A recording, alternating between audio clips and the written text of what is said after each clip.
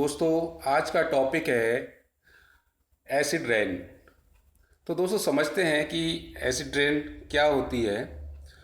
जब कोई भी एसिडिक सब्सटेंस यानी कि अम्लीय पदार्थ हमारे एटमॉस्फेयर यानी कि पर्यावरण या आकाश से पृथ्वी की सतह पर गिरता है, तो इस घटना को ही अम्लीय वर्षा या एसिडिक रेन कहते हैं। इस घटना को एसिडिक डिपोजिशन के नाम से भी जाना जाता है। एटमॉस्फेयर से गिरने वाला यह पदार्थ लिक्विड फॉर्म अर्थात बूंदों के रूप में, ड्राई फॉर्म अर्थात पार्टिकल्स के रूप में, फॉग के रूप में, ओलों के रूप में या एसिडिक डस्ट के रूप में हो सकता है। दोस्तों, अब समझते हैं कॉजेज ऑफ एसिड रेन कि एसिड रेन होती क्यों है। Motor vehicles, factories, thermal power stations या घरों से निकलने वाली सल्फर डाइऑक्साइड गैस तथा नाइट्रोजन के ऑक्साइड हमारे एटमॉस्फेयर में मिलते रहते हैं। दोस्तों, ये पदार्थ जल और ऑक्सीजन एवं अन्य रासायनिक पदार्थों से मिलकर सल्फ्यूरिक अम्ल और नाइट्रिक अम्ल बनाते हैं। वायुमंडल में बना यह एसिडिक सब्सटेंस किसी भी पदार्थ के साथ मिलकर पृथ्वी पर गिरता है दोस्तों, और हमारे एनवायरनमेंट को नुकसान पहुंचाता है। अम्लीय वर्षा के लिए जिम्मेदार सल्फर डाइऑक्साइड तथा नाइट्रोजन के ऑक्साइड कुछ मात्रा में नेचुरल सोर्सेस जैसे वॉल्केनिक एक्टिविटीज आदि से बनते हैं, जबकि इन पॉल्यूटेंट्स की अधिकांश मात्रा burning of fossils fuel to generate electricity यानी कि जो हमारे थर्मल पावर जो स्टेशंस होते हैं जहाँ पर बिजली का उत्पादन होता है कॉल के द्वारा, वहाँ पर ये अधिक मात्रा में इस तरह की गैसेज निकलती हैं।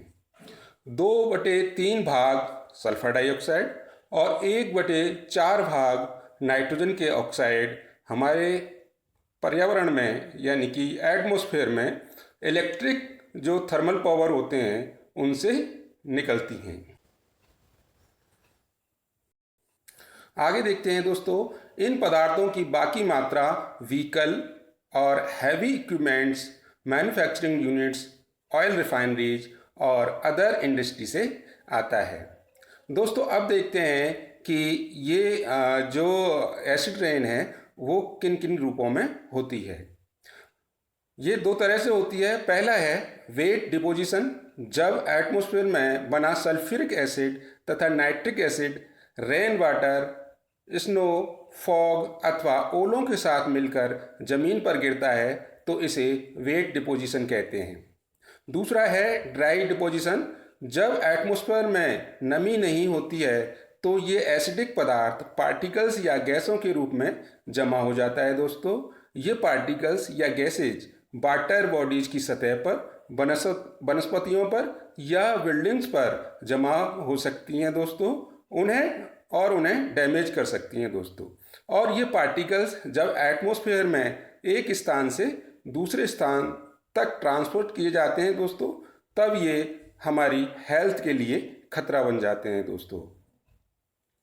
इस तरह जमा हुए ये एसिडिक पदार्थों पर जब वर्षा जल गिरता है तो ये सारा पदार्थ पानी में घुलकर जमीन पर आ जाता है दोस्तों, और यह अम्लीय जल प्लांट्स, वाइल्ड लाइफ जैसे इंसेक्ट्स, फिशेज आदि को नुकसान पहुंचाता है।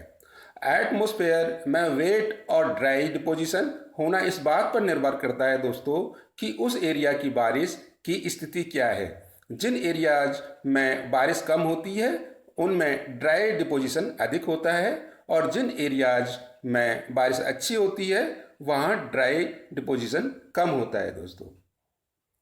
अब देखते हैं दोस्तों कि जो एसिड रेन है इसको किस तरह से मापा जाता है।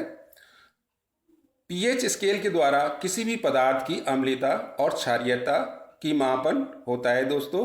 जिन पदार्थों का पीएच 7 होता है वे पदार्थ उदासीन प्रकृति के होते हैं, अर्थात ये पदार्थ ना अम्लीय होते हैं और ना क्षारीय। जिन पदार्थों का पीएच 7 से कम होता है वे अम्लीय, तथा जिन पदार्थों का पीएच 7 से अधिक होता है वे क्षारीय प्रकृति के होते हैं दोस्तों।